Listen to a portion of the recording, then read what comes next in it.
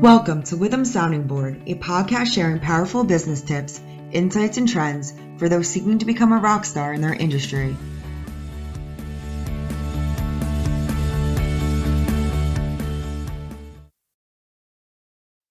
This is Cuddy Thomas with Witham CFO Podcast.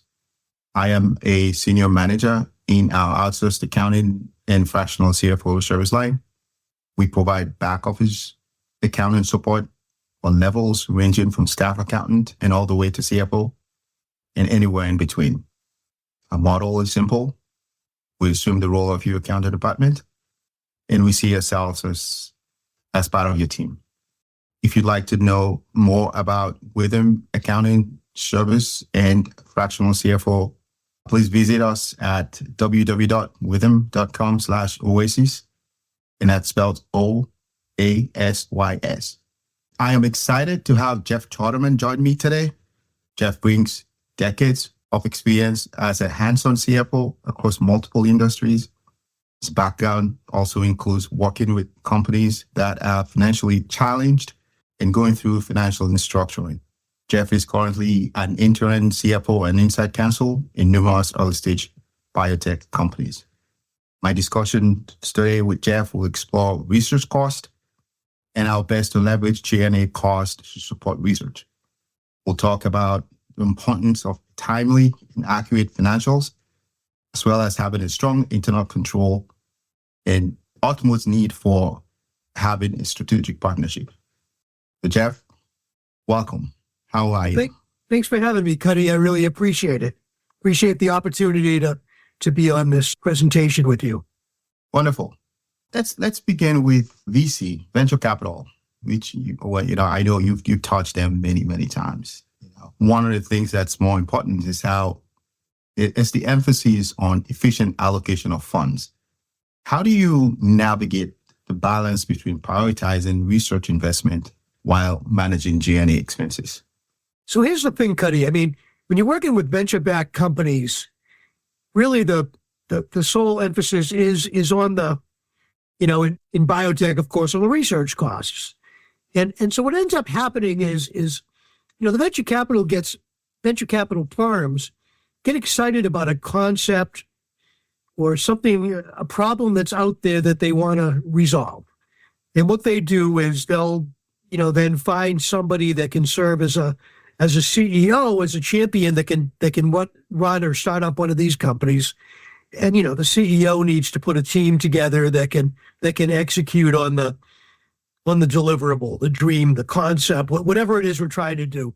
So most of my comments today are going to talk about biotech and, scientific medical challenges that are predominantly underserved in the marketplace, for which a VC is trying to make a difference or come up with some sort of a solution here. And so what happens is, a company gets started up and a VC firm is going to give some sort of an allocation of funds to a CEO to execute and to run this company and to maybe develop a product and at the end of the day to have some sort of an exit. And so what happens is, the CEO needs to find somebody that can handle the CFO function, but the CFO function really is more broad than that. It's really almost all the G&A functions of a company, other than the role of CEO in and of itself. And so what tends to happen is the first thing you end up doing is the CEO is given some slug of money, some amount of money to run this business, to manage this business.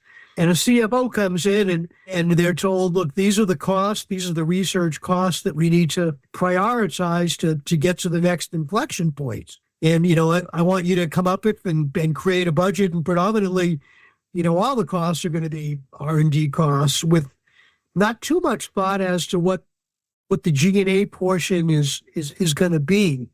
And so I have to help the CEO come up with a way to get to where they need to go, but not utilize too much of the budget on G&A type matters. And that's where the challenge is, to do that. It's overall maybe 10% or less of a budget's going to go towards the G&A expenses. And that's going to include the the CEO's compensation as well and benefits. So there's a real emphasis toward the research, or in a non-biotech company, the core mission of the company, and put all the money in that and get the job done, what we need to do from a G&A perspective as well. Yeah, that's great. I think, I've always said this, sometimes, a fully operational company, the emphasis are usually on the bottom line, making profit. But when you look at early stage, the focus is really about spending money, right? But you have to spend the money in an efficient way, right? How do you extend your runway, so to speak, right? So what is your cash out, which is very important. Can you share some examples of financial strategies you've used to ensure research budgets are projected while maintaining operational efficiencies? Sure. Yeah. The biggest thing is that, you need to chart out all of what the scientific costs are going to be and lay those out and put that in a budget. But at the same time, there's obviously certain G&A functions that just need to be accomplished. You need finance and accounting. You need certain, HR type expenses. You need benefits put in place for people. You need to do all these things. And so it's easy for the operational folks, the CEO maybe, to come up with what the R&D expenditures are going to be and the head count's going to need to be and whatever. But as a CFO, you need to make sure that, the core functions get done. And I think a lot of CFOs and a lot of people that run companies on a full-time basis are trying to really, build up their headcount. They're like, I need a controller, I need an HR manager, I need all these different core functions. What you really need in a startup type thing is a CFO that can assume a lot of different functions. But what you often need is, rather than hiring one person or two people or three people, whatever it is you need, sometimes it's good to outsource these functions and to find, a partner that you can work with that can help you accomplish some of these objectives. For example, the financial reporting, and, we often outsource with a PEO as a partner for the HR type things. Mm-hmm. But you need people to interact with all these vendors. We utilize Carta for different cap table type things. And so what you really need to do is think about how to outsource some of these things so that you can get done what you need to get done and do a great job and a good clean job getting financial statements out on a periodic basis, getting budgets done, getting board presentations done, but not necessarily hire full-time people at the company at this stage. There might be a point later on where you need to do that, but when you work with a company like Witham, and I work with your team, Cuddy, I'm able to leverage a lot of these resources. I have people that can obviously do the general ledger accounting, get me a set of financial statements, get me a budget model, get me the kinds of things that I can use to then relay pertinent information to the CEO and to the board of directors, so that they'll want to keep funding this company and we can drive this company towards success. That's good. Actually, you just answered my nenext question about the advice you would typically have for CFO in an early stage company. Things that you cannot. Yeah. The thing is that what you really need to do is, you need to know what is it that the board's going to be looking for. Right. Yeah. And they want strong financial reporting. They want to know that their money is being managed appropriately. They want to make sure there's controls in place, and that, the money's going to where they want it to go to, basically, and then it's being looked at. So it's very important to keep some of these things in mind when you're setting up the infrastructure, and not get too bogged down on, maybe hiring full-time people that can do one thing but can't do all these things. It's good to have, and for me to work with a service provider, like your group, Cuddy, they can do a lot of different things. And, I have skill sets that can do some of the things, but obviously as one person, you can't do all of the functions within a company, all the functions that would fall under G&A. Yeah. And then just to add to that, and just try to be just a little bit ahead of the board and investors, for instance, be able to identify non-frequent reporting, right? And just make sure it's on a consistent cadence. For instance, your quarterly investor right equipment financials. that's ready at the end of every quarter, and it's out to the investor. It gives them more confidence that you are on top of things and making sure that they're informed of what's going on in the company. It takes us to our third set of questions about accurate financials record and strong internal control. Can you talk about the role of these controls in building trust with investor and preparing for potential fundraising rounds? This comes up in board meetings all the time, obviously.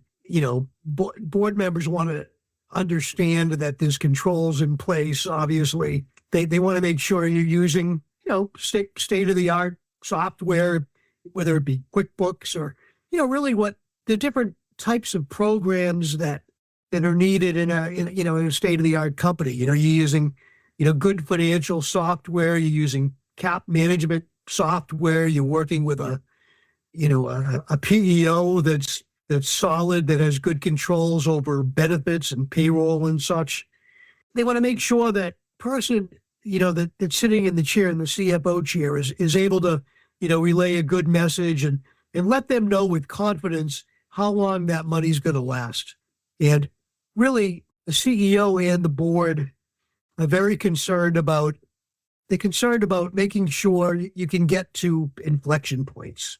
And inflection points are points where, the value of the company is going to go up. And because remember, in startup companies, we're always raising money. You have Series A, Series B financing, Series C financing in some cases. Yep. And each time you have a financing round, they want to make sure that the value of the company is going up. So when you raise money, you want to be able to get to that next inflection point. If you're a Series A company, you want to have enough to be able to manage to get to the point where you're ready to get investors in for the Series B. And you bring in new investors in at each round that have the wherewithal to get you to the next inflection point. Because at the end of the day, what's going to happen is you're going to either develop a product, or in most cases, you're going to end up going towards a transaction or going towards an IPO. And as you go to each level, the level of scrutiny, for all the different, for the financial reporting, for the cap tables, for the costs, all the scrutiny goes up, substantially as the company advances. So, you do need to enhance some of the internal resources, but you also have to have external resources, like people in the Witham team that are able to help you get to that next level with, again, there's certain things that come up at each round. And a good example of that is probably the need to have an audit done. That oftentimes when a company gets to a Series B, there's going to be an audit requirement put on it. And in order for a company to get through an audit, there's a lot of work that has to get done. There's a lot of, in addition to doing the monthly close, there's a lot of analyses and information gathering and documentations of controls and such that have to be provided to the firm that's doing the audit. People like yourself, Cuddy, and the people you work with are able to support, like companies I work with, to get them through that and to have a successful audit. And that's something that's needed by, it's a requirement, first of all, of the investors, but it's also something that future investors are going to want to see. They want to see that you can do that, and you've gotten through an audit with, an unqualified opinion, and that the internal controls that are reviewed are strong, and that the money is being used for what it's supposed to be used for. Yeah, good points. And the thing with that is it's not something you do in 6 months. It's something you build over time, and credit to your work. We have a monthly process of closing the books that puts us in a different bucket when it comes to audit. We've done substantially most of the work, right? But it was good you mentioned with them and with all the other ancillary services that we have, with the tax folks doing corporate taxes, things like the tax provision when it comes to audit, right? We have all of those ancillary services that we can tap into. You guys offer a lot of the services that, somebody or even a small accounting department is normally not going to have the wherewithal to do. Yep. You need somebody with a little bit more. And as a startup company, it doesn't make sense for, the company to be hiring technical accountants and people at that level of expertise on a full-time basis, because it's not something that you necessarily need full-time. And, when the company gets to a certain stage, obviously you need that. If you're a public company or whatever, then you're going to need to have that stuff in-house. But as a company that's growing or kind of moving towards a transaction, you don't need that in-house. So it's good to be able to tap those resources and to be able to, do all the reporting that's necessary and to be able to get to a point of an audited financial statement. And even more than that, to get to a point where you can go through a due diligence process when you're looking at a corporate transaction. For example, when a company is going to be acquired, it's very detail oriented. There's a lot of information requests. There's a lot of stuff that an individual can't do. And, to have the resources of a firm that has deep resources, that has people on the transactional side and the audit side and the tax side. Those are all different elements that have to be satisfied for a transaction to go through.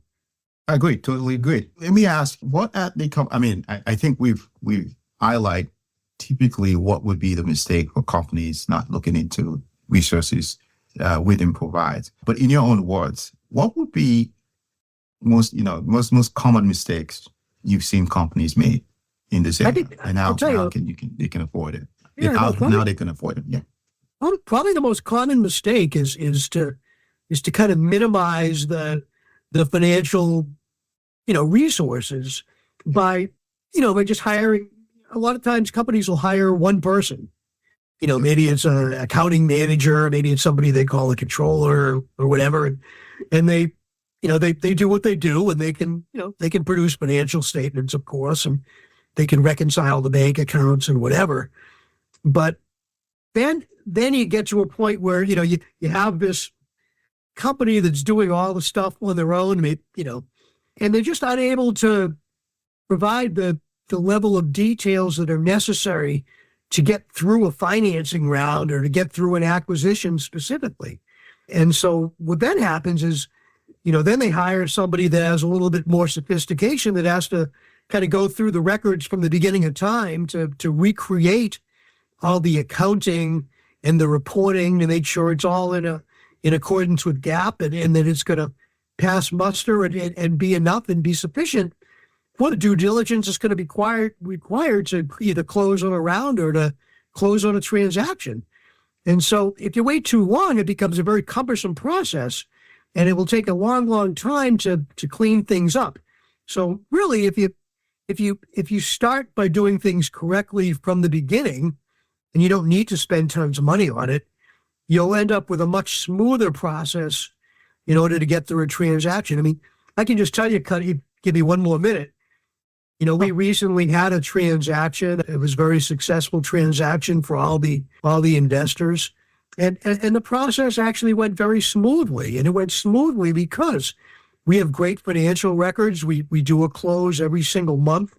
The quarterly is, maybe even a little bit more intense than the monthly, but not that much more because we close, the books every single month. And at any point in time, you can always see what the financial position of the company is. So when you have an acquisition and you have a party that's got four of the big four firms working on all different aspects, firing questions over you, you've got the records behind you that can stand up to that level of scrutiny. And that's important. So, when you don't do any of that stuff from the beginning and then you have to try to fix everything and recreate things to get to a point of a transaction, it's an awful lot more work at that point. It's time consuming and your window of opportunity might be gone. So in my opinion, you're far better off, spending some resources at the beginning to make sure that everything is, up to snuff from the beginning up every single month, and that the records always stand on their own and can always be presented to an outside party. Absolutely. I could not agree with you more. This takes us to our strategic partnership, right? You've been in FedEx, for the last three and a half, 4 years, helping drive a lot of the things. We think about, a monthly reporting, quarterly reporting. We've gone through 2 PCAOB audit, and we've gone through an acquisition. And you are right. You were right there at the heart of things, right? With us supporting you.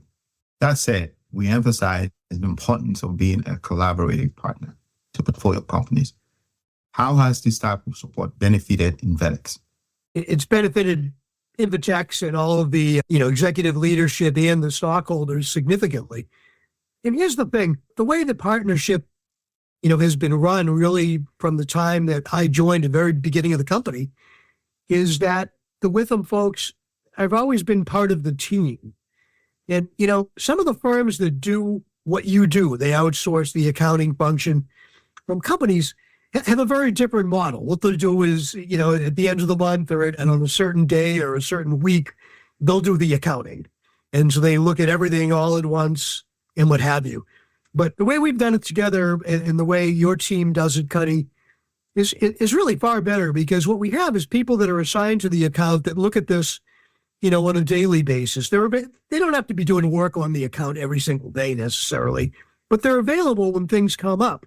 So that when you come to the end of a month or the end of a quarter or the end of a year, you're not starting from ground zero trying to learn it. You actually have people that have been part of the team that are involved in some of the decision making that goes on, and that are very generally knowledgeable about the company, rather than people that just pick it up, once a month or, on these days. When I need something, I have somebody that I can call. It's not always you, Cuddy. It could be somebody on your team to deal with, maybe more personnel type things, someone on the team to deal with, different types of issues, maybe 4 or 5 different people, tax people, when tax matters come up. I have lots of people that I interact with on the team. It really makes me feel like I have them all working at the company with me, even though, I understand you're not working for the company necessarily, but you're an advisor to the company. And I'm not suggesting that everybody jumps immediately when you send an email or make a phone call, but people on the team are very responsive, and having a group as part of the team makes a big difference versus just having somebody as solely an outside advisor that's really not as involved or not as knowledgeable about the company. When you have people that know the company and know some of the people in the company as well, it really makes for a much more cohesive relationship, and the end result is far better. Absolutely. I agree. No, so, when we see an email from you, Jeff, we jump at it as soon as possible. Well, I appreciate that. Thank you. So it's just how we operate. Worth mentioning that Invetex is our ideal client. And what does that mean from our perspective, right? We want to make sure that we want to be able to do just about everything for them, right? In Invetex, we do day-to-day transactional work. We help them month close, help them with cap table management. We'll help them with forecasting. Just saw an email from you, and I'm going to work on that, by the way. We'll help them with audit support and prep, which we've gone through 2 successful audit with them. And, and eventually we help them with M&A support as well. It's been an interesting journey, and we're really happy to be part of the journey. So No, I was going to say, it's great that the company was able to grow from literally a company of, when I first, got involved, maybe 6 employees, up to, a company with 14 employees that successfully went through an acquisition by a major pharmaceutical company, and we're still working with the company supporting the accounting. So it's amazing that model can work even at that level. Yes, absolutely. Absolutely. How does a dedicated external team help your internal team focus on critical growth and operational priorities? I know you've mentioned that over and over again. Well, the thing is, the people inside the company know that the finance and accounting function is being satisfied, basically. And that way they're not, the people inside the company that are scientists or the CEO isn't worried about it. They know that it's being handled, and it's being handled appropriately by a team of very qualified people. And that helps them focus on growing the business and hitting those inflection points and financing and doing strategic things you need to do to have a successful company. I also want to mention this, where we spoke to Jorgen 4 years ago. I mean, he was worried about, okay, I'm talking to you now, Cuddy, what's going to happen in the next 5-6 months? Am I going to be talking to somebody else? And I said, well, whether we're large enough, but we're a relationship-based firm, right? It's been 4 years and counting, and we've had the same team. I'm still here. I'm still talking to you, Jeff, and still continue to talk to Jorgen. That's just that model, right? The reason we do that, it allows us to build efficiencies, right? We have the same folks and we can report to you timely, accurately, and making sure that you don't have to worry about doing the accounting aspect of the operation and focus on the science, which is what the company was developed in the first place to do, right? So we've kept that as part of our model. Question I would ask, what would be the advice you would give to CFOs considering outsourcing part of their finance function? I mean, I think the best piece of advice I would give folks is figure out what your needs, are going to be. And, don't think about just what they are for 2 months, but think a little more strategically about where you're going to be in a couple of years and try to plan what your organization, and think of the organization with some outsourced functions as well. It needs to have, what are the capabilities that you need to have so that you don't need to keep switching resources or hiring new people, as things come up. And that makes for a much more seamless growth trajectory, I would say. Just think about the different things you need and don't always think that you need somebody full-time to do that. Inevitably, the full-time people you hire aren't going to be able to do all the different things you need anyways. And so you're going to need the expertise of different people as you grow the company and as you run into new things that you didn't think about from the day one to begin with. So it's good to think a little bit more long-term and also to be open to the option of working with a team like yours and being able to see your company grow in that manner. It's just a matter of thinking a little bit more long-term than what the needs are right now as of today. Thanks, Jeff.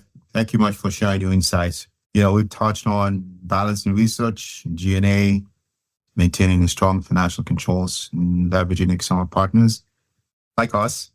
Is there anything else that I'm missing, or is there anything else you want to touch on? I think we've had a great, a great partnership, and I know that all the people in the company are very happy with the interactions with the company, and we've been able to show some great success and starting to hit some major significant milestones, and where we are an important part of the company, and it's been recognized and acknowledged many times over. So thanks for all you guys do. Well, thank you for the opportunity. If you'd like to know more about Witham back office accounting support and fractional CFO, please go to www.witham.com/oasis, and that's spelled OASYS. Thank you again, Jeff. Oh, my pleasure. Thanks for having me.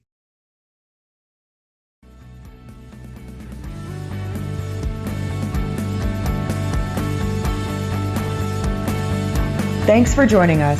Be sure to subscribe to our podcast so you'll be first in line to hear what's coming next. Don't want to wait for our next episode? Check us out at witham.com. That's WITHUM.com.